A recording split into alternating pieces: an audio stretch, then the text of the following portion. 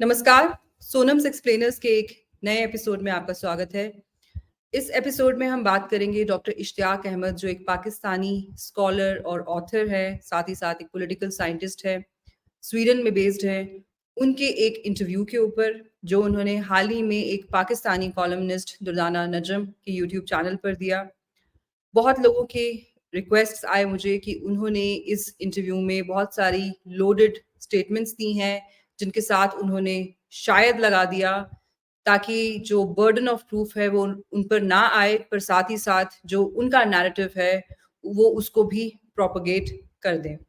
बहुत लोगों की सेंसिबिलिटीज, फीलिंग्स उनके इस इंटरव्यू से हर्ट हुई। उन लोगों में से मैं भी एक हूँ और मुझे लगा कि ये ज़रूरी है कि उनकी पूरी की पूरी जो स्टेटमेंट्स हैं उनको पॉइंट बाय पॉइंट रीबट किया जाए। तो शुरुआत करते हैं शुरुआत से। डॉक्टर इश्तियाक अहमद कहते हैं कि केजरीवाल पर अमेरिकन फंडिंग का इल्ज़ाम है। अच्छा होता अगर डॉक्टर इश्तियाक अहमद थोड़ा-सा अखबारात को खोल के ऐसे न्यूज़ पोर्टल्स जिनको इश्तियाक अहमद ऐसे पोर्टल समझते हैं जिनको अनपढ़ लोग चलाते हैं, यानी कि कंज़र्वेटिव्स इन इंडिया, क्योंकि इश्तियाक अहमद साहब के हिसाब से तो पढ़े-लिखे लोग सिर्फ़ वही लोग हैं हिंदुस्तान में, या तो जो कम्युनिस्ट हैं या तो जो अपने आप को लिबरल्स कहते हैं, पर साथ ही साथ रिग्रेसिव इस्लामिस्ट्स उनके एलाइज़ हैं। अगर उनके पोर्टल से थोड़ा हटके इश्तियाक साहब थोड़ा-सा इंडिपेंडेंट स्टडी करते तो उनको पता चल जाता कि केजरीवाल के ऊपर अमेरिकन फंडिंग का इल्ज़ाम नहीं है। उनके ऊपर इल्ज़ाम ये है कि उन्होंने एक स्कैम किया है जिसको एक्साइज़ केस कहा जा रहा है इंडिया में। 2021 में केजरीवाल साहब एक नई पॉलिसी लेकर आए थे, जिसके अंतर्गत उन पर ये इल्ज़ाम है कि उन्होंने बहुत सारे ऐसे लाइसेंसेस दिए जिनसे लार्जर रैमिफिकेशंस इस किस्म की हो सकती हैं कि पब्लिक हेल्थ जो है वो खतरे में है। साथ ही साथ ये लाइसेंसेस किकबैक्स के लिए दिए जा रहे थे। इसमें से एक परसेंटेज रखी हुई थी दिल्ली गवर्नमेंट ने, और जो प्रोसीड्स इसमें से आए उसका इस्तेमाल गोवा और पंजाब के इलेक्शंस में किया गया आम आदमी पार्टी की तरफ से। ये उन पर इल्ज़ाम है और 2023 अक्टूबर से लेके मार्च 2024 तक केजरीवाल साहब को 9 नोटिसेस गए। उन्होंने एक भी नोटिस के साथ कंप्लाई नहीं किया, तो उसका एक नेचुरल प्रोग्रेशन यही बनता है कि फिर आपकी गिरफ्तारी होती है, आपके वारंट निकलते हैं। केजरीवाल साहब को हाई कोर्ट ने इम्यूनिटी देने से मना कर दिया अरेस्ट से। उसके बाद उनकी गिरफ्तारी हुई है। फिलहाल वो जुडिशियल कस्टडी में है और बहुत रिसोर्सफुल आदमी है, बहुत पैसा है उनके पास। और पॉलिटिशियंस को, चाहे वो किसी भी पार्टी से हो, हिंदुस्तान या पाकिस्तान में, उनके पास वसाइल की कोई कमी नहीं होती है। उनके पास लीगल रिप्रेजेंटेशन भी भर-भर के होती है। अगर किसी को मसला होता है, तो वो आम लोगों को होता है। वो अपनी एड़ियाँ घिसते रहते हैं 20-20 साल तक, उनको शायद इंसाफ नहीं मिलता। मरने के बाद भी नहीं मिलता कभी-कभी। पर पॉलिटिशियंस को इस तरह के किसी मसले का सामना हिंदुस्तान में तो नहीं है, और जहाँ तक मुझे पता है पाकिस्तान में भी नहीं है। तो केजरीवाल साहब की प्रॉपर लीगल रिप्रेजेंटेशन है, उनके लॉयर हैं, बहुत बड़े वकील उन्होंने किए हैं, कांग्रेस के लीडर हैं वो सिंघवी साहब जो उनको रिप्रेजेंट कर रहे हैं। तो he is in safe hands. And अगर उन्होंने कुछ भी नहीं किया तो वो नोटिसेस के साथ कंप्लाई कर लेते, या अगर अभी भी उन्होंने कुछ नहीं किया तो ज़ाहिर-सी बात है एक ट्रायल होगा और वो छूट जाएँगे। उनकी ज़रूरी तो नहीं है कि कन्विक्शन ही होगी, उनका एक्विटल भी हो सकता है। It depends on how the case proceeds. तो अगर आपको यही नहीं पता कि उनके ऊपर इल्ज़ाम क्या है, तो आप खुद ही समझ लीजिए कि आप कितने क्वालिफ़ाइड हैं इस मैटर पर कमेंट करने के लिए। फिर वो कहते हैं कि ये कैसे हो सकता है कि एक सिटिंग सीएम को डिसमिस कर दिया जाए एक डेमोक्रेसी में। तो डेमोक्रेसी का तो हॉलमार्क यही होता है कि डेमोक्रेसी में हर कोई बराबर होता है। जब बात इंदिरा गांधी पे भी आई थी, तो उनको भी कोर्ट में जाके इवेंचुअली खड़ा होना पड़ा था, कानून का सामना करना पड़ा था। एक जज के सामने उनको भी जाकर अपना पक्ष रखना पड़ा था। जस्ट बिकॉज़ आप एक इलेक्टेड रिप्रेजेंटेटिव हैं, इसका मतलब ये नहीं है कि आप कानून के दायरे से बाहर निकल जाते हैं। हाँ, पॉलिटिशियंस को बहुत सारी सहूलियात होती हैं। लाइक आई सेड, वो उनके पास तो पैसे की कमी नहीं है, रिसोर्सेज़ की कमी नहीं है, लॉयर्स की कमी नहीं है। तो वो अपने आप को बहुत अच्छे से रिप्रेज़ेंट कर सकते हैं, डिफेंड कर सकते हैं।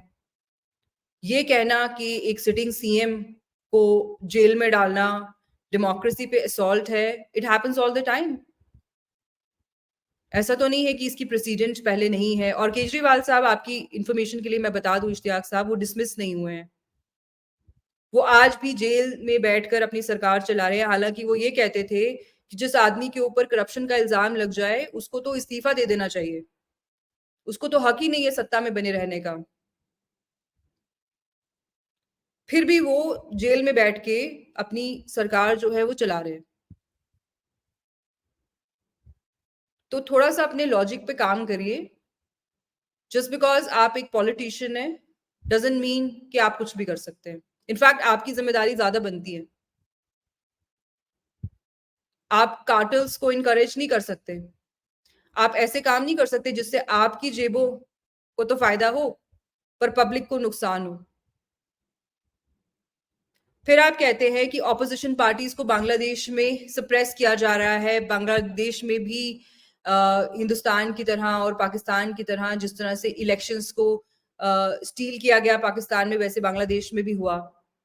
आपको इतना नहीं पता कि बांग्लादेश में ऑपोजिशन ने इलेक्टोरल पोल्स को बॉयकॉट कर रखा था। क्या आपकी हमदर्दी इसलिए है बांग्लादेशी ऑपोजिशन के साथ क्योंकि उसकी लीडर जिया खालदा है? उस आदमी की बीवी जो मुलविस था मुजीबुर रहमान की खुद की असैसिनेशन में, साथ ही साथ इतने उनके फैमिली मेंबर्स को मार दिया गया, क्या वो एक डेमोक्रेटिक एक्सप्रेशन था? जिया खालदा की पार्टी एक इस्लामिस्ट आइडियोलॉजी को प्रोपगेट करती है। वो तो डेमोक्रेसी पे यकीन ही नहीं रखते। वो तो एक पाकिस्तान परस्त पार्टी है। क्या इसीलिए आपकी उनके साथ हमदर्दी है? जिया लिबरेटेड बांग्लादेश के पहले मिलिट्री डिक्टेटर बने। उनका जमहूरियत से क्या लेना देना है?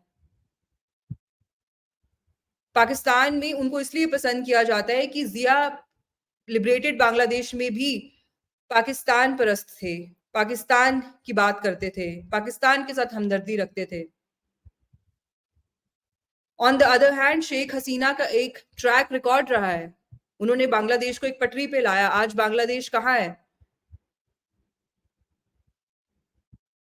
आप कहते हैं कि वो भी ऑपोजिशन को सप्रेस कर रही हैं। उसका भी आपके पास कोई सबूत तो नहीं है ना इश्तियाक साहब। दूसरों से आप हर बात में सबूत मांगते हैं, पर जब आपकी खुद की बात आती है तो आप जो आपको जैसा कोई फीड करता है वो आप वैसे ही उड़ेल देते हैं। फिर आप कहते हैं कि हिंदुस्तान में जो इलेक्शन कमीशन है वो कॉम्प्रोमाइज हो चुकी है। आप एक पॉलिटिकल साइंटिस्ट हैं इश्तियाक साहब, how can you qualify this statement?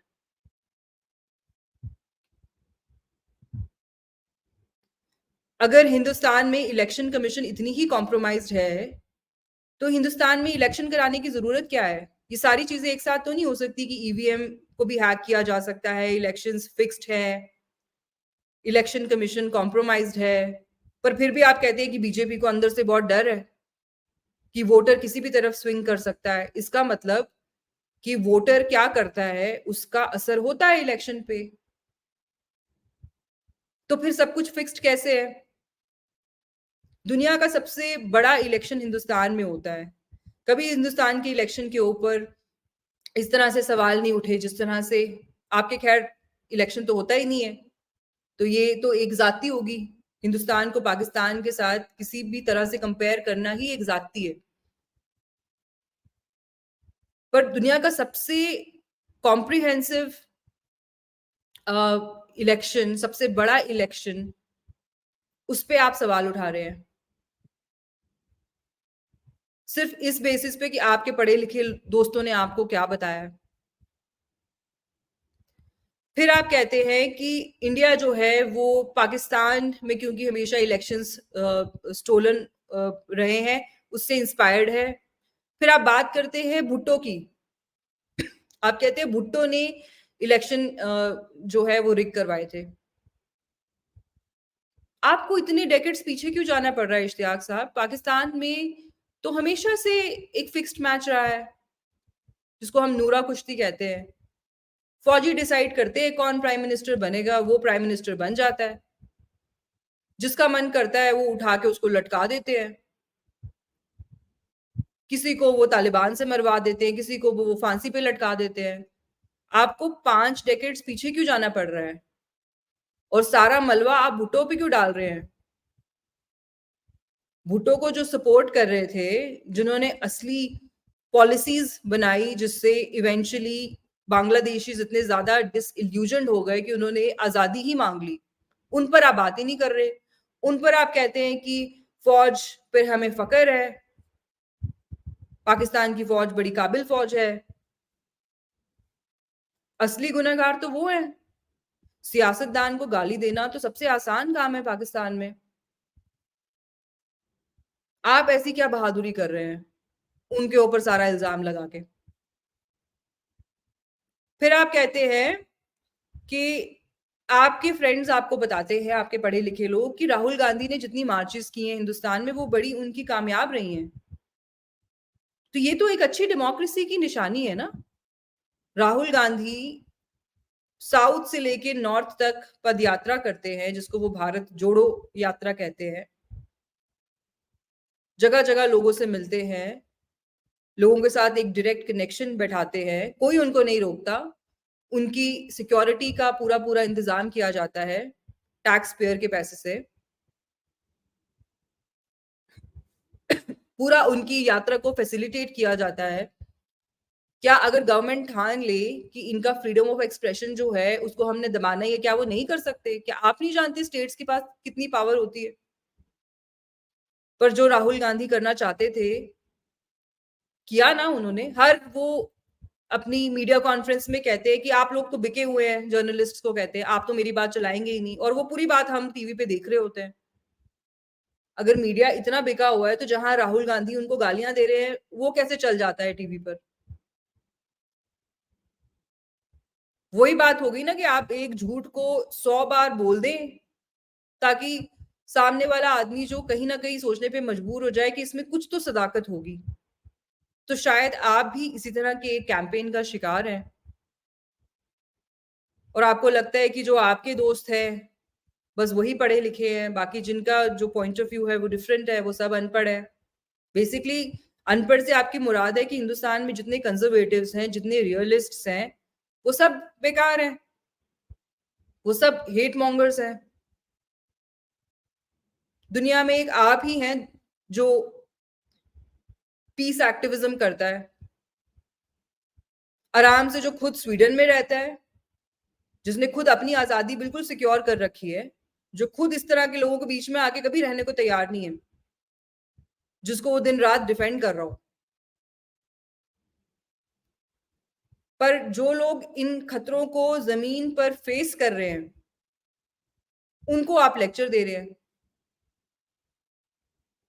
फिर आप कहते हैं कि जब आप हिंदुस्तान में थे तब आप अपना अपने मन की बात नहीं कर पाए, you couldn't speak your mind.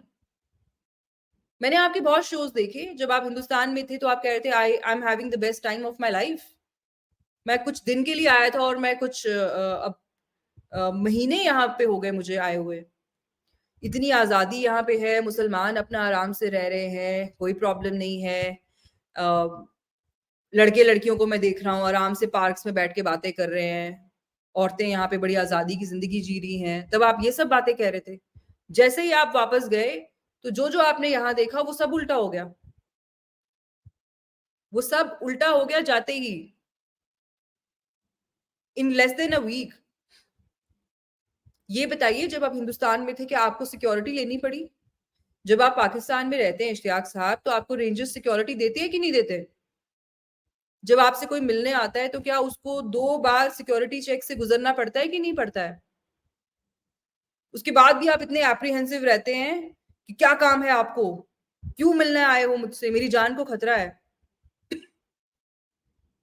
Hindustan में भी आपको एक बार लगा कि आपकी जान को खतरा है? आप एक मुसलमान हैं, पाकिस्तानी हैं, ऊपर से पाकिस्तानी फौज के आप हिमायतगार हैं। उस हिसाब से तो हिंदुस्तान में किसी को आपको लिफ्ट नहीं कराना चाहिए,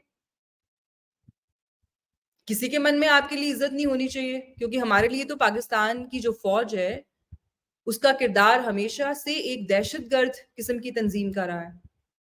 पर आप यहाँ आते हैं बिना सिक्योरिटी के, आराम से घूमते हैं, फिरते हैं, लेक्चर देते हैं, पार्टियां करते हैं, अच्छा फैमिली टाइम गुजारते हैं,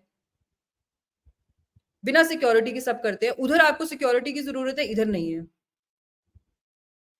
वो मुसलमान अक्सरियत है, ये हिंदू अक्सरियत है। बावजूद इसके आपको ये लगता है कि हम लोग बहुत इंटॉलरेंट हैं और हम शायद उनसे सीख रहे हैं। अगर हम उनसे सीख रहे होते इश्तियाक साहब, तो आपका यहाँ पे यकीन मानिए 1 मिनट गुज़ारना भी मुश्किल होता। जिस सरकार को आप फैशिस्ट और डिक्टेटर और पता नहीं क्या-क्या कह रहे हैं, वो आपको वीज़ा देते हैं। डिस्पाइट नोइंग कि आप कांग्रेस पार्टी को बढ़-चढ़ के सपोर्ट करते हैं, आप ये समझते हैं कि नेहरू का दौर ही हिंदुस्तान का सबसे बेहतरीन दौर था। ये तो उनकी जो पॉलिटिकल आइडियोलॉजी है, उससे बिल्कुल एक अपोज़िंग व्यू है।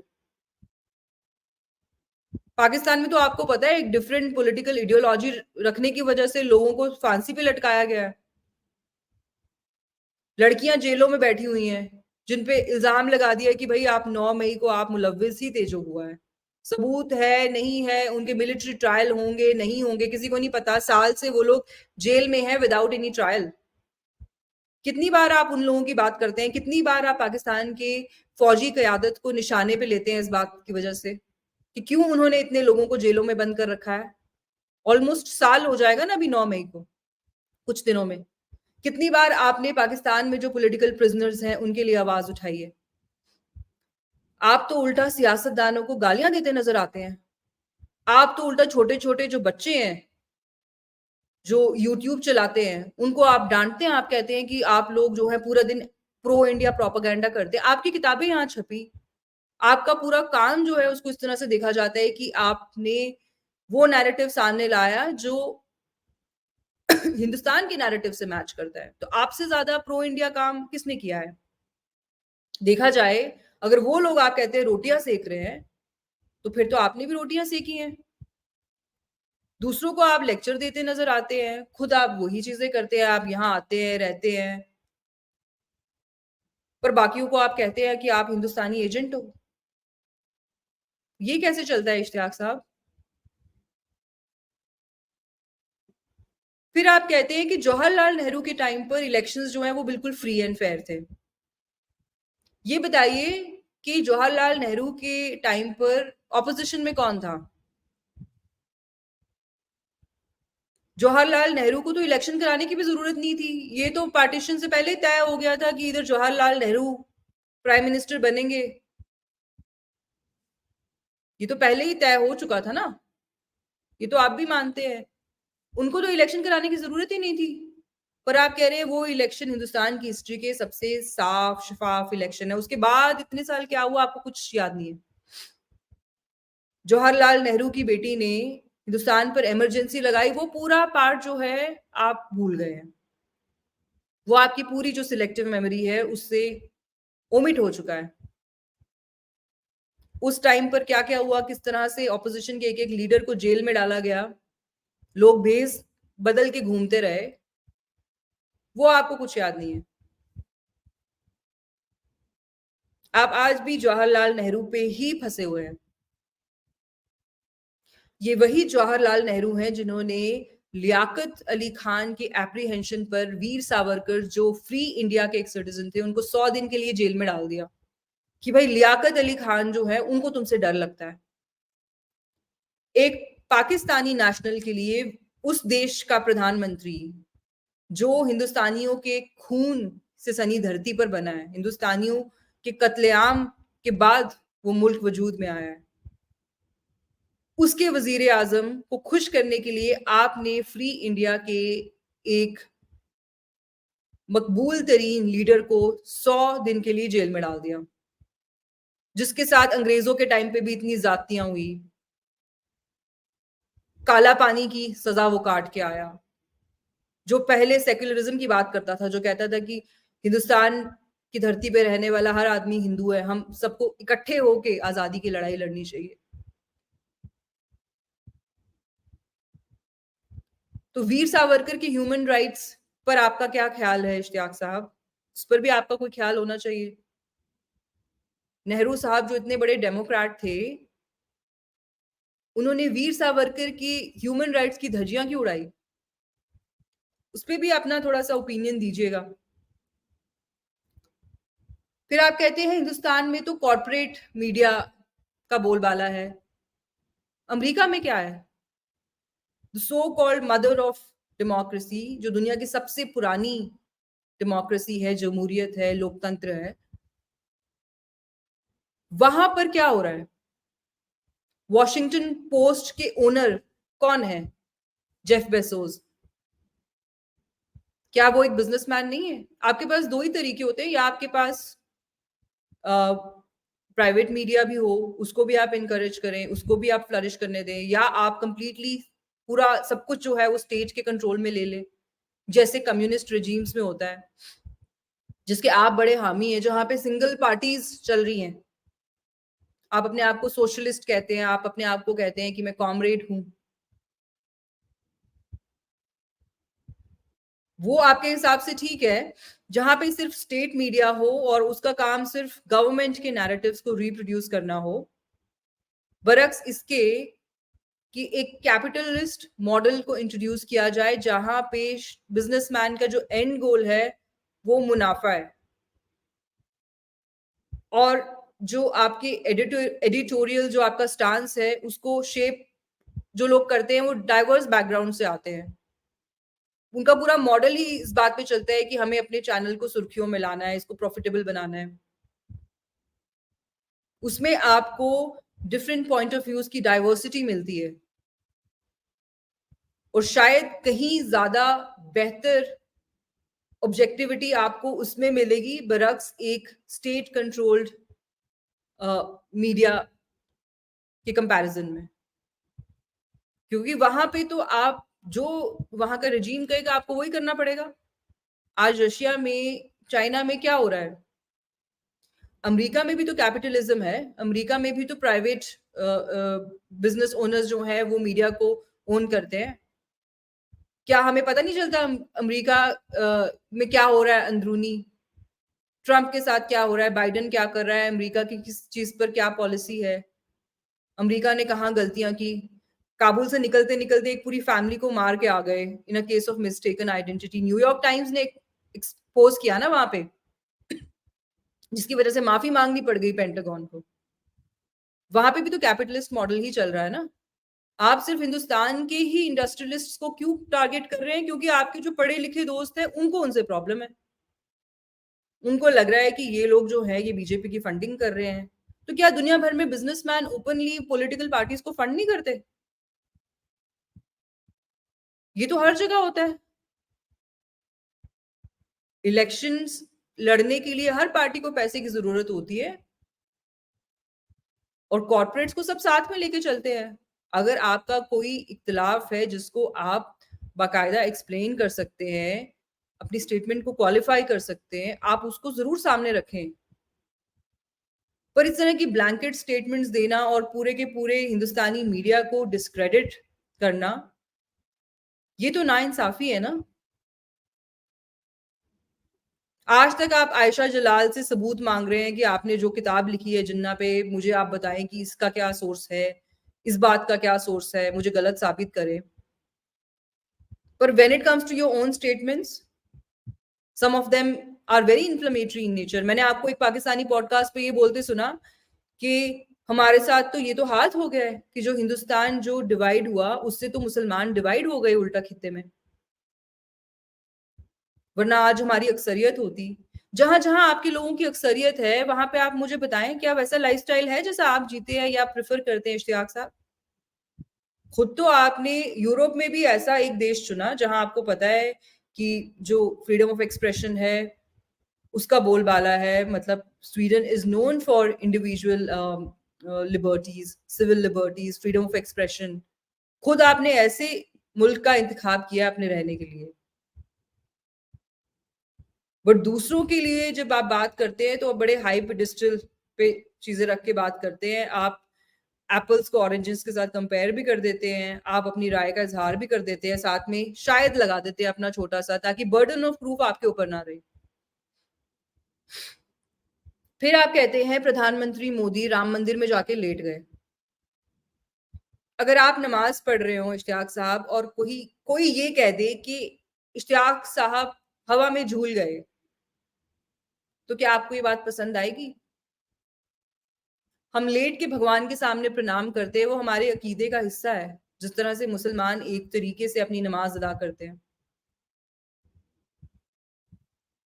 जब हिंदू धर्म की बात आती है तो आप इतनी लिबर्टी ले लेते हैं, आप ऐसी बातें कह देते हैं कि वो वहां जाके लेट गए। पाकिस्तान में तो आपका हर सियासतदान हर स्पीच शुरू करता है बिस्मिल्लाह रहमान रहीम से। तशबीह उसके हाथ से छूटती नहीं है। पाकिस्तान का मतलब क्या, फिर आगे कलमा पढ़ा जाएगा। इस तरह से तो आपके यहाँ पे हर सियासी बयान शुरू होता है। न्यूज चैनल्स पे देख लें, आप इलेक्शन रैलीज में देख लें। क्या आप में इतनी हिम्मत है कि आप इन बातों को क्रिटिसाइज करें, आप करें, आप ये सब कहें कि क्या जरूरत है इनको बिस्मिल्लाह रहमान रहीम से शुरू करने की? क्या आप में इतनी हिम्मत है? आप नहीं करेंगे। आपको हिंदुस्तान में रिलीजियोसिटी का एलिमेंट बड़ा चुभता है, बट पाकिस्तान में नहीं चुभता, क्योंकि आपने अपने लोगों के लिए स्टैंडर्ड्स इतने लो सेट किए हुए हैं। और अगर कभी कोई उस स्टेटस को कुछ चैलेंज करे तो आपको तकलीफ होती है, क्योंकि शायद कहीं ना कहीं आपको ये जो प्रेजेंट मुसलमानों का रवैया है उसको आप कहीं ना कहीं शायद बैक करते हैं। आप सोचते हैं कि मुझे तो वैसे भी फर्क नहीं पड़ता, मैं तो वैसे भी एक आजाद सोसाइटी में रहता हूँ, मैंने तो अपनी ज्यादातर जिंदगी गुजार ली है, मुझे क्या है, जहां मुझे कन्वीनियंट होगा वहां मैं इनको क्रिटिसाइज कर दूंगा। अगर स्वीडन में इनकी हरकतों की बात आएगी तो वहां मैं कह दूंगा कि ये सब बंद करो, पर मैंने कौन सा हिंदुस्तान पाकिस्तान में रहना है, वहां करने दो जो करते हैं। वहां पर आपकी सोच भी आ जाके रिड्यूस हो जाती है, just like an average Pakistani. और या मकबूल जान भी शायद यही बातें करते हैं जो आप करते हैं कई कई बार, पर शायद बेहतर अल्फाज का वो इंतखाब करते हैं।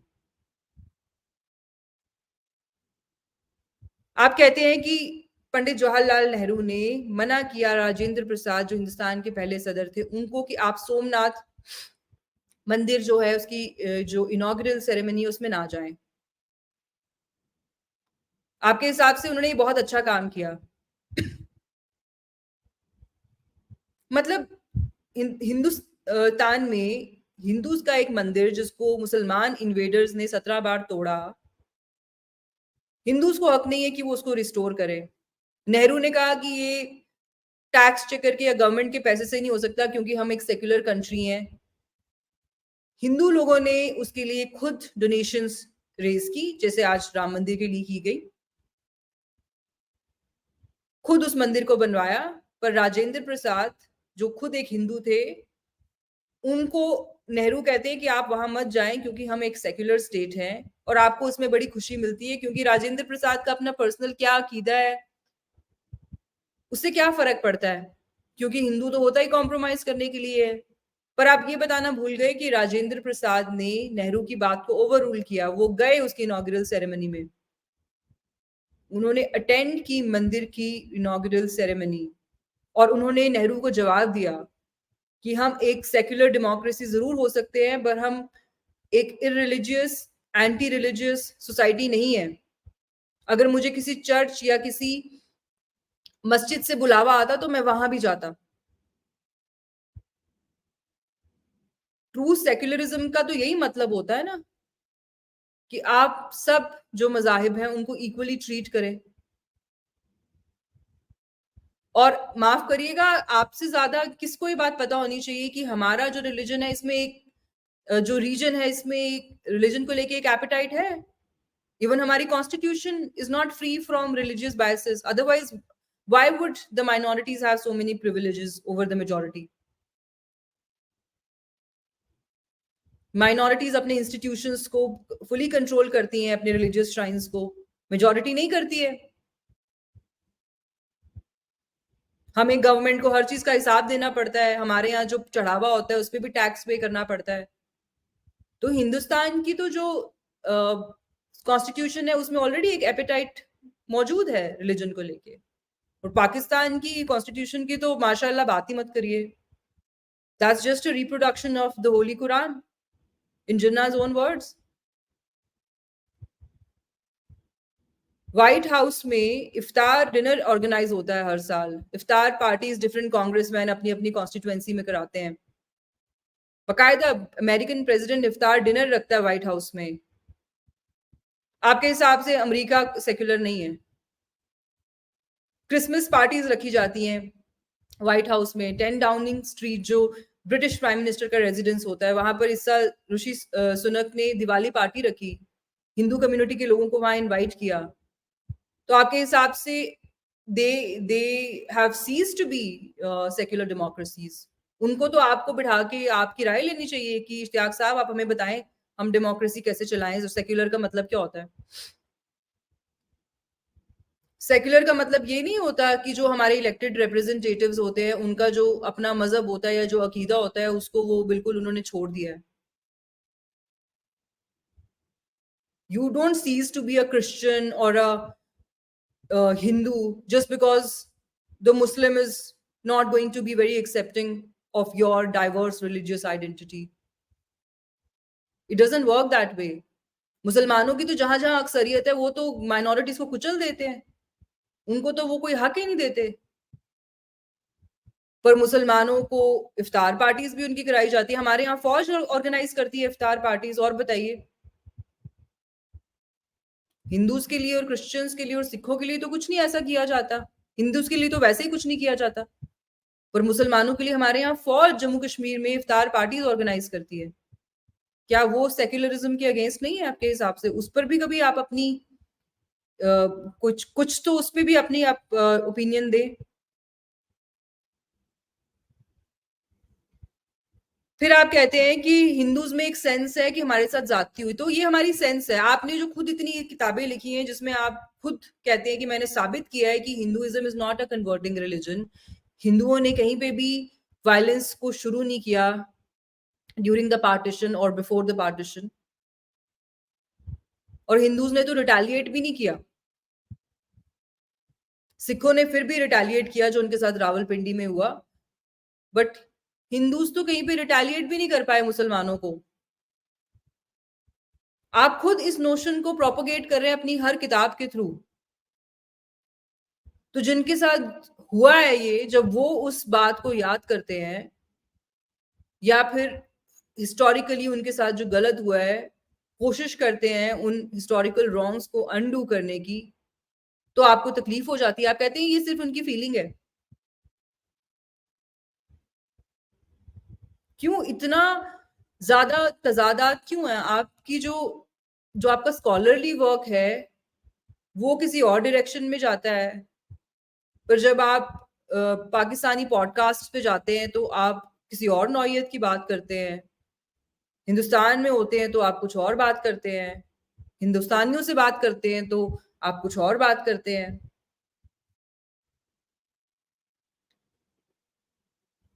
फिर आप कहते हैं साउथ इंडिया में, कर्नाटका में भी बीजेपी के साथ लोग नहीं होंगे। इश्तियाक साहब इसीलिए कहते हैं little knowledge is a dangerous thing.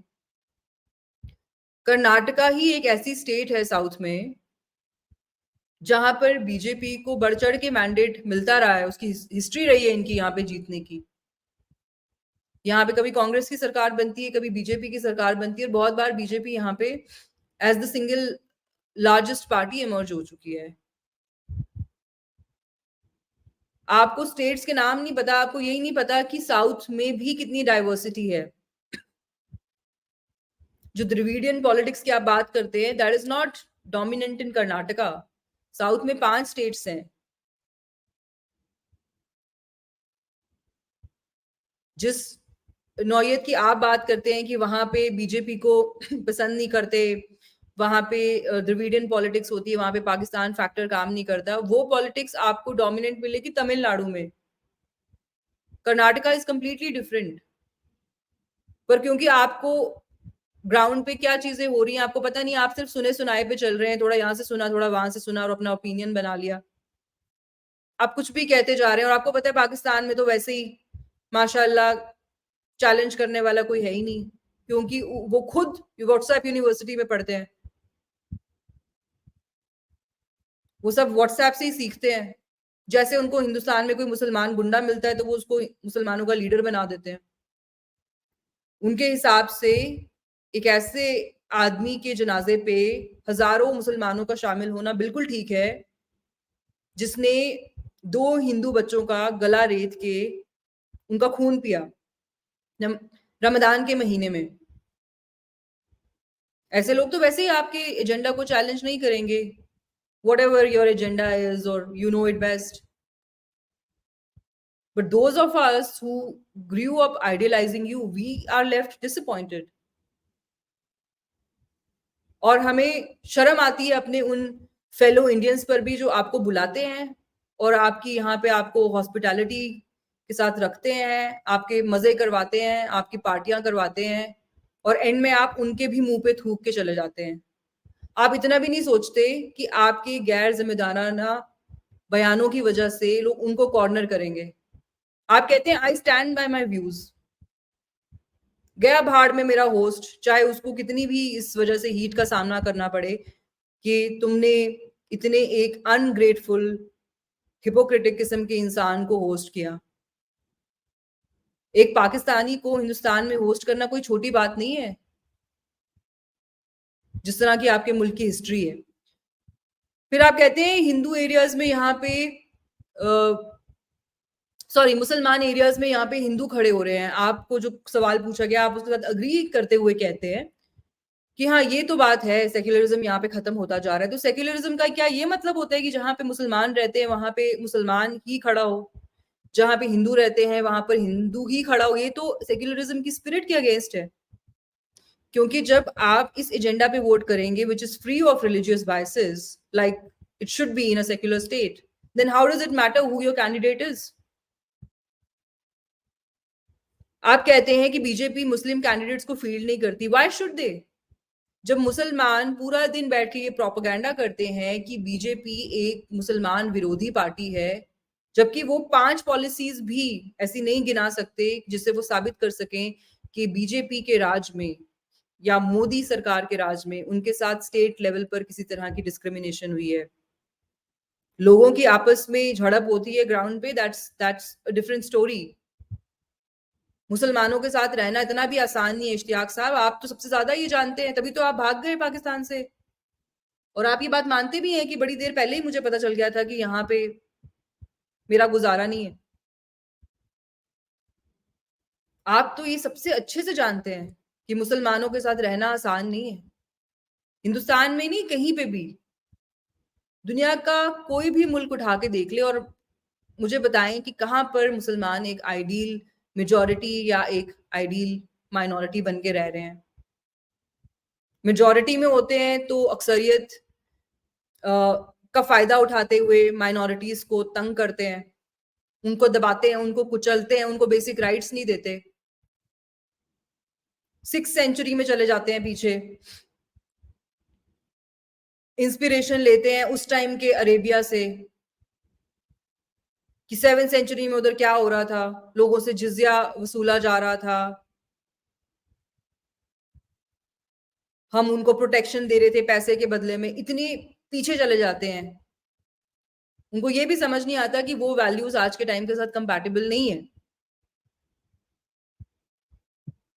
खुद मुसलमानों का ये हाल है और आप चले हैं दुनिया को सुधारने, बताने कि मुसलमानों को कैसे एकोमोडेट किया जाए। जब आप खुद एक मुसलमान होके मुसलमानों के साथ नहीं रह सके, आप भाग गए पाकिस्तान से और आपने एक ऐसी कंट्री चुनी जहां पर क्रिश्चियंस अक्सरियत में हैं। जो चीज आप खुद नहीं कर सके वो आप दूसरों को करने के लिए कह रहे हैं, क्योंकि आपकी कोई कॉस्ट है ही नहीं यहाँ पे, आप तो अपना निकल लिए। फिर आप कहते हैं बीजेपी जो मुसलमानों की माइनॉरिटी सेक्ट्स हैं उनको साथ लेके चल रही है, बोरीज बीजेपी के साथ हैं, शियाज के वोट्स को भी बीजेपी मोबिलाइज कर रही है, सुन्नीज जो है वो हिस्टोरिकली कांग्रेस सपोर्टर्स रहे हैं। Really? Who created Pakistan then? बात यह है कि जब मुसलमानों के पास नंबर्स होते हैं तो वो किसी को सपोर्ट नहीं करते, वो बस इस्लाम को सपोर्ट करते हैं। जो आपके आज के जो पाकिस्तानीज हैं, फेलो पाकिस्तानीज, उन्होंने किया, उन्होंने अपनी एक मुस्लिम लीग बनाई, जबकि हिंदुओं की कोई ऐसी एज सच रिलीजियस पार्टी नहीं थी। उन्होंने उसको सपोर्ट किया, अपना एक पाकिस्तान बना लिया। जाते-जाते जब मोहम्मद अली जिन्ना ने उनको हाथ दे दिया, जो पीछे रह गए थे, जो पाकिस्तान के इत्तेहादी थे वैसे जिन्होंने पाकिस्तान के लिए वोट किया था, उन्होंने देखा कि भाई अब हमारे साथ तो हाथ हो गया है, तो क्यों ना हम फिर से डेमोक्रेसी को यूज़ करते हुए ही डेमोक्रेसी को अंडरमाइन करें। ऐसी पार्टी को सपोर्ट करें। ये तो आप खुद मानते हैं ना कि कांग्रेस को गलत कहते थे जिन्ना साहब कि ये हिंदू फैसिस्ट अलायंस है। कांग्रेस तो हमेशा से मुसलमानों को फेवर करती आई है। आप तो खुद महात्मा गांधी को द ग्रेट इसीलिए कहते हैं कि वो मुसलमानों की नुमाइंदगी करते थे, एक हिंदू होके। तो क्यों ना करें वो लोग कांग्रेस को सपोर्ट? यही तो चालाकी है, अपना मुल्क भी ले लिया, उसके बाद जब आपको वहां से हाथ हुआ तो आप पीछे रह गए। आपको कहा कि आप आराम से रहिए, आप तो सेफ हैं बिल्कुल हिंदुस्तान में। उसके बाद भी आपको अपनी रिप्रेजेंटेशन चाहिए। उसके बाद भी आपका दिल दुख रहा है कि हिंदू समाज ने अपना वो मंदिर जिसको 17 बार मुसलमान इन्वेडर्स ने तोड़ा, हिम्मत कैसे की उसको रिस्टोर करने की। और अगर वहां पर हिंदुस्तान फ्री इंडिया का, पार्टीशन इंडिया का सदर जाता है तो हमारी फीलिंग्स हर्ट हो जाती हैं। भाई ऐसे ही कौन से सुरखाब के पर लगे हैं मुसलमानों को कि सिर्फ उन्हीं के सेंटिमेंट्स हर्ट होते हैं और किसी के सेंटिमेंट्स हर्ट नहीं होते। मतलब हमारी अच्छाई हम तभी प्रूव कर पाएंगे जब हम ये कहेंगे कि भाईजान आपने जो हमारे मंदिर तोड़ दिए, हम उसको भूल जाते हैं। जैसे हमें इश्तियाक साहब के हिसाब से जिस तरह से वो कहते हैं 26/11 पुलवामा उरी सब भूल जाना चाहिए, क्योंकि मुसलमानों को तो सुरखाब के पर लगे हैं। वो तो पैदा ही इसलिए हुए हैं कि जहां वो गलती करें उनको दूसरे माफ करते जाएं, और जहां कोई दूसरा गलती कर दे तो फिर वो सर तन जुदा, अपना सर जो है वो तन से जुदा करके ही उसकी कीमत जो है वो अदा कर सकता है। उसके पास और कोई रास्ता नहीं है। पर मुसलमानों से गलतियां हो जाती हैं, उनको सबको माफ करना चाहिए, दरगुजर करना चाहिए, आगे बढ़ना चाहिए। हालांकि ये यार्डस्टिक वो दूसरों पे अप्लाई नहीं करते। तो आपका ये कहना कि सुन्नीस तो हिस्टोरिकली कांग्रेस के सपोर्टर्स रहे, नहीं। मुसलमान हिस्टोरिकली कन्वीनियंट पॉलिटिक्स खेलते हुए उनका एक ट्रैक रिकॉर्ड रहा है। जहां पे अपनी अक्सरियत है वहां डेमोक्रेसी को लादीनियत और लानत और पता नहीं क्या क्या बताना है। पर जहां पर अपनी अक्सरियत नहीं है वहां पर डेमोक्रेसी का इस्तेमाल करना है, सेक्युलर पार्टीज का इस्तेमाल करना है, उनको बैक करना है। और सेक्युलर से मेरी मुराद मुस्लिम अपीजिंग पार्टीज है, उनको सपोर्ट करना है, उनके जरिए पॉलिटिकल सिस्टम का हिस्सा बनना है। फिर उसी तरीके से डेमोक्रेसी को, कॉन्स्टिट्यूशन को अंडरमाइन करना है, अपने लिए अलग कानून मांगने हैं, अपने लिए स्पेशल प्रिविलेजेस मांगनी है। तो मुसलमान हिस्टोरिकली कन्वीनियंट पॉलिटिक्स खेलते हुए आए हैं, ये उनके अकीदे का हिस्सा है। आप बहुत अच्छे से जानते हैं, ये मुझे आपको बताने की जरूरत नहीं है कि पॉलिटिकल इस्लाम क्या सिखाता है। सपोर्टर वपोर्टर वो किसी के नहीं है, ठीक है ना। डेमोक्रेसी में आप मुझे बताएं कौन सा मुसलमान है जो डेमोक्रेसी में यकीन रखता है? और अगर वो डेमोक्रेसी में यकीन रखता है, क्या उसकी रिलीजन के हिसाब से ये बात सही है? क्या इस्लाम जमहूरियत को अप्रूव करता है? ये आप मुझे बताएं। उसके बाद आप कहते हैं कि मणिपुर में क्रिश्चियंस के राइट्स को दबाया जा रहा है। मणिपुर में एथनिक लाइंस पे कॉन्फ्लिक्ट चल रहा है। कुकीज जो प्रिडोमिनेटली क्रिश्चियंस हैं, उन्होंने मैतीज जो प्रिडोमिनेटली हिंदूज हैं पर उसमें मुसलमान भी हैं, मुसलमानों की मसाजिद जलाई हैं, हिंदूज के मंदिर जलाए हैं। मैतीज ने पलट के कुकीज जो प्रिडोमिनेटली क्रिश्चियंस हैं उनके चर्चेस जलाए हैं। नागाज जो खुद एक प्रिडोमिनेटली क्रिश्चियन ट्राइब है, वो भी है मणिपुर में, उनके तो एक चर्च को हाथ नहीं लगाया, ना उन्होंने मैतीज की मसाजिद या मंदिर जलाए, ना ही मैतीज ने उनके चर्चेस जलाए। तो अगर ये क्रिश्चियन हिंदू कॉन्फ्लिक्ट होता तो कुकीज के किसी चर्च को किसी ने क्यों हाथ नहीं लगाया, और कुकीज ने मैतीज के मंदिर या मसाजिद को हाथ क्यों नहीं लगाया? आपको कॉन्टेक्स्ट कुछ पता नहीं है, आपको पता नहीं है कि वहां पे एथनिक लाइंस पे आज से टेंशन नहीं है, बहुत सालों से टेंशन है। इंडिया अकेला मुल्क है जिसने खुल के हर प्लेटफॉर्म पे, apart from some Christian countries, एक अकेला नॉन क्रिश्चियन मेजोरिटी मुल्क है जिसने आर्मीनिया के जेनोसाइड पे हमेशा खुल के बात की है, जहां यूएस भी बच के निकलने की कोशिश करता है, नहीं उसको इस तरह से रिकॉग्नाइज करता। हमने हमेशा उसकी खुल के बात की है। जितने क्रिश्चियन ममालिक हैं दुनिया में, सबके साथ हमारे अच्छे रिलेशंस हैं।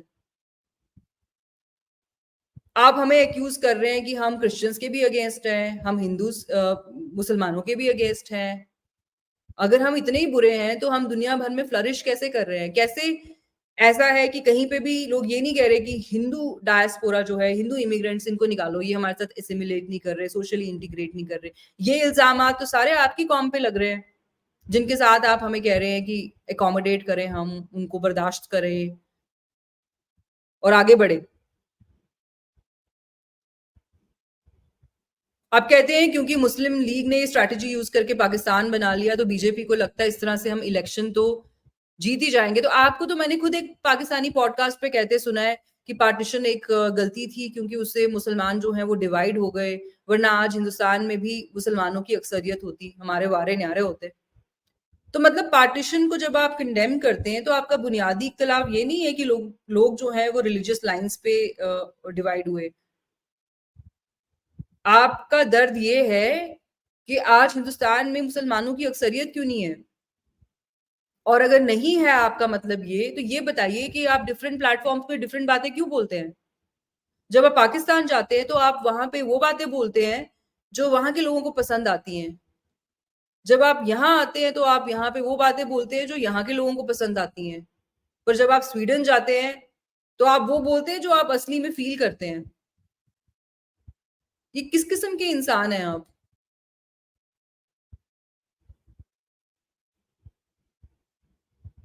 आप कहते हैं कि हिंदुस्तानी मुसलमानों को गजवाए हिंद और इस तरह की बातें नहीं करनी चाहिए क्योंकि इससे बीजेपी को फ्यूल मिलता है, वो एम्पावर होते हैं, उनको आर्ग्यूमेंट्स मिलते हैं। तो आपका बुनियादी इख्तिलाफ गजवाए हिंद से नहीं, आप इस बात को कंडेम नहीं करते कि गजवाए हिंद की आइडियोलॉजी को प्रोपोगेट करना गलत है। आपका इख्तिलाफ ये है कि इससे बीजेपी को फायदा होता है। आप कहते हैं कि पाकिस्तान को टेररिज्म एक्सपोर्ट नहीं करना चाहिए था क्योंकि ये एक अच्छी पॉलिसी नहीं है अपनी बात मनवाने के लिए। आपका बुनियादी इख्तिलाफ ये नहीं है कि टेररिज्म गलत चीज है। आपका ये इख्तिलाफ है कि पाकिस्तान ने गलत तरीका चुना, वरना पाकिस्तान का हक तो है कि वो हिंदुस्तान को अपनी बात मनवाए, बट किसी और तरीके से मनवाता क्यों? हमने आपका ऐसा कौन सा देन देना है जो आज तक खत्म नहीं हो रहा? आपने भाई मजहब के नाम पे मुल्क बना लिया, हमारे लोगों का कत्ले आम किया, उनको उनके घरों से बेघर किया। उसके बावजूद आप ये कह के चले गए कि हम सिर्फ 7.5 करोड़ लोगों को लेके जाएंगे, पीछे 3-3.5 करोड़ लोग आप रखो। उनको एकोमोडेट किया, उसके बाद भी हम एक हिंदू रियासत नहीं बने,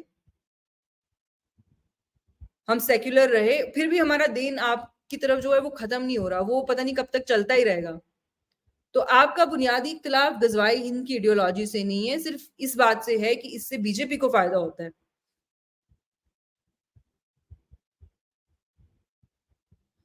आप कहते हैं कि अरब्स जो है वो अपनी वैल्यूज को कॉम्प्रोमाइज कर रहे हैं क्योंकि इंडियन मार्केट्स जो है वो बहुत बड़ी मार्केट है, इंडिया जो है। तो आप में और एक एवरेज कंस्पिरेसी थियोरिस्ट में क्या फर्क है इश्तियाक साहब? पूरा दिन जो आपके यहाँ के कंस्पिरेसी थियोरिस्ट्स हैं वो यही थ्योरी प्रोपेगेट करते रहते हैं कि क्योंकि हिंदुस्तान एक बड़ी मार्केट है, हिंदुस्तान कामयाब है। आप ये मानने को तैयार नहीं है कि अरब्स जो हैं वो कन्विंस्ड हैं कि ये जो सारी थ्योरीज हैं कि हिंदुस्तान में इस्लामोफोबिया है, मुसलमानों के साथ ज्यादती हो रही है, वो इस बात से कन्विंस्ड है कि ये सब झूठ है। और पाकिस्तान ने उनकी आंखों पे जो पर्दा डाल रखा था आज वो हट चुका है। आप हिंदुस्तान की फॉरेन पॉलिसी को, डिप्लोमेटिक इनिशिएटिव्स को क्रेडिट देने को तैयार नहीं है, इतने आप कमजोर इंसान हैं।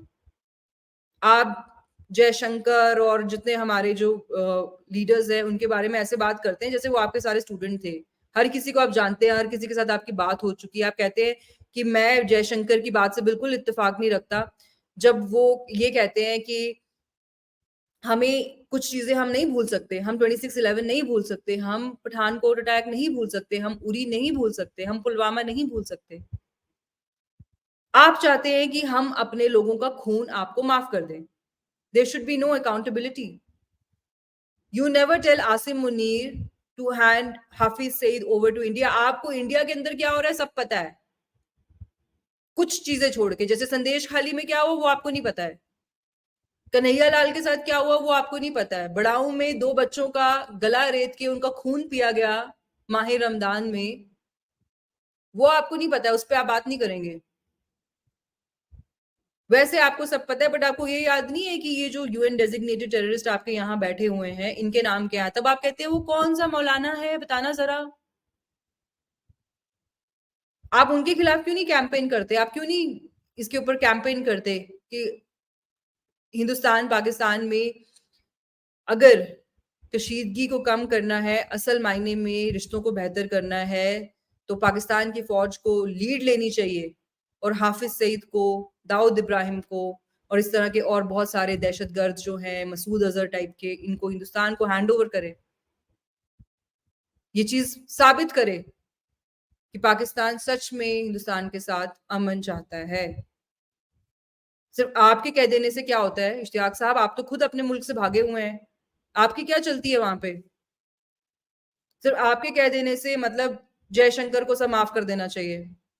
क्यों भाई, आप ऐसे कौन से आसमान से गिरे हैं?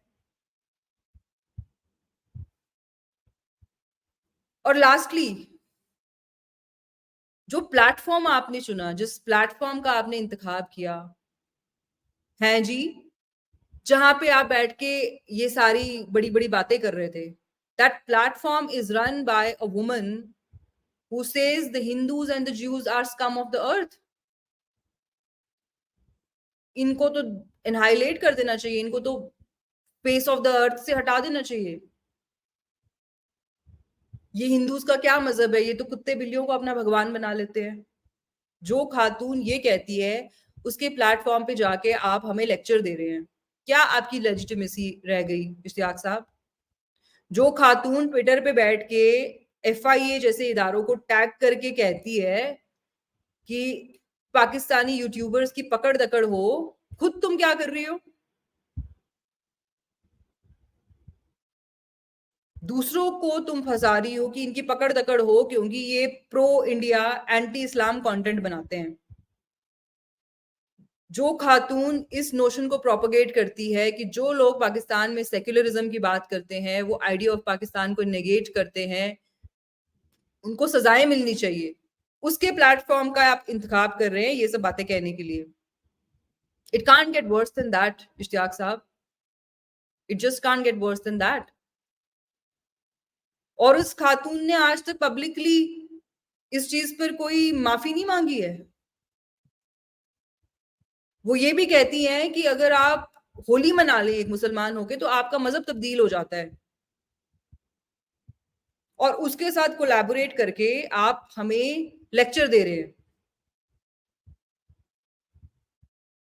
That's all from my side. जितने पॉइंट्स थे मैंने सारे एड्रेस कर दिए। अब कुछ लोग कहेंगे कि आपको इश्तियाक साहब को बुलाना चाहिए था अपने चैनल पे, उनको बिठा के उनसे बात करनी चाहिए थी। तो भाई, मैंने आज तक ना तो किसी के चैनल पे जाने के लिए पैसे मांगे हैं, ना तो मैं देती हूँ, ना तो मैं इस धंधे में घुसती हूँ कि वीडियो वीडियो खेलते हैं, आप कुछ बनाइए फिर मैं अपने चैनल पे डालूंगा, आप भी डालें। ऐसा नहीं है कि आप मेरे से पहले 1 मिनट भी पहले डाल दें। I hold my content in very high regard and I am very selective about it's duplicity, about its duplication. Sorry, I won't allow anyone to just use my content like that. I won't. और अब तो इश्तियाक साहब का जो खुद का channel है वो शायद डिसेबल हो गया है। ना ही मैं इन चीजों में घुसती हूँ कि अगर मैंने $1 कमाया है तो 50 सेंट मैं किसी और को दूं। तो इसीलिए मैं इस तरह के गेस्ट को वैसे भी नहीं एंटरटेन करती जो इस तरह की शरायत के साथ आते हैं, और बहुत सारी उनकी डिमांड्स होती हैं, छोटी-छोटी बातों पे सॉल्टी हो जाते हैं, अपनी उम्र का फ़ायदा उठाते हैं, दूसरों को पैट्रोनाइज़ करना शुरू कर देते हैं, डाँटना शुरू कर देते हैं। When I speak to somebody, I treat them as an individual, as a fellow professional, and I reserve every right to disagree with them, and I expect them to respect that. And if at all they want to disagree with me, they should do that cordially. Ishtiaq sahab को unfortunately मैंने देखा है लोगों के साथ बहसबाजी करते हुए, जब वो उनके साथ डिसएग्री करते हैं तो वो उनके ऊपर इल्ज़ाम लगाना शुरू कर देते हैं। मुगलों के भी वो बहुत बड़े सपोर्टर्स हैं, वो एक कॉन्ट्ररी पॉइंट ऑफ व्यू सुनना ही नहीं चाहते। तो बहुत सारे हिकअप्स थे उनको मतलब बिठा के उनके साथ बात करने में, which there are certain things which I just cannot accommodate. वो मेरा जो खुद के प्रिंसिपल जो खुद के मेरे प्रिंसिपल्स हैं या जो मेरे खुद के स्टांसेस हैं उनके अगेंस्ट कुछ बातें जाती हैं। तो I thought it would be better अगर मैं खुद एक 1 to 1 एक रीबट करूँ उनकी हर की हुई बात को, and that's why I chose this. Thank you so much for watching this program. I look forward to talking to you again on another topic. Till then, take care of yourself. Bye.